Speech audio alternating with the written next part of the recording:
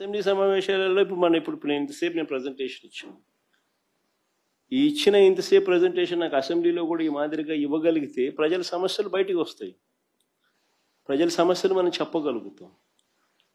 నీకు లేదు 175 మందిలో నువ్వు ఒక ఎమ్మెల్యేవు, నీకు ఇంతే సమయం ఇస్తాం 5 నిమిషాలు అందరితో పాటు, దాంట్లోనే నువ్వు చెప్పాలా అని అంటే ఎవడు చెప్పగలుగుతాడు? ఏమని చెప్పగలుగుతాం? నేను ఇంతసేపు ప్రజెంటేషన్ ఇస్తే 3 టాపిక్ల మీద మీకు పూర్తి అవగాహన ఇచ్చిన.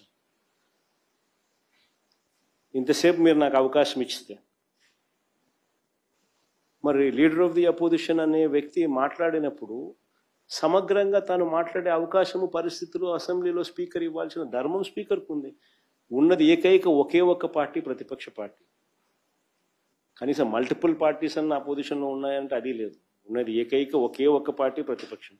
ఆ పార్టీని కూడా నువ్వు ప్రతిపక్షం అనడంలా. ఆ పార్టీ నువ్వు ప్రతిపక్షం ఎందుకు అనడంలా?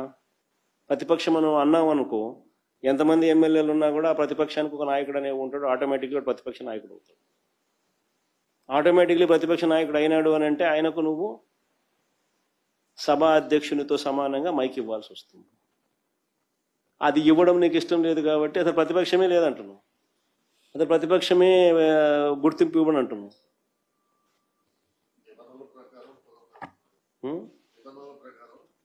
అదే చెప్పేది. అంటే బేసికలీ ప్రజల గొంతు వినపడకూడదు, ప్రజల సమస్యలు కనపడకూడదు, ఎవడో చెప్పకూడదు అనే ఉద్దేశంతో అసెంబ్లీ సమావేశాలు నడుపుతా ఉన్నప్పుడు కనీసం ఆ టైంలో మీ ద్వారా అన్న ప్రజలకు ఈ మాదిరిగా అన్ఇంటరప్టెడ్గా చెప్పగలిగితే, ఈ మాదిరిగా సమయం కేటాయింపుతో చెప్పగలిగితే కనీసం ప్రజలకు జరుగుతూ ఉన్న విషయాల మీద అవగాహన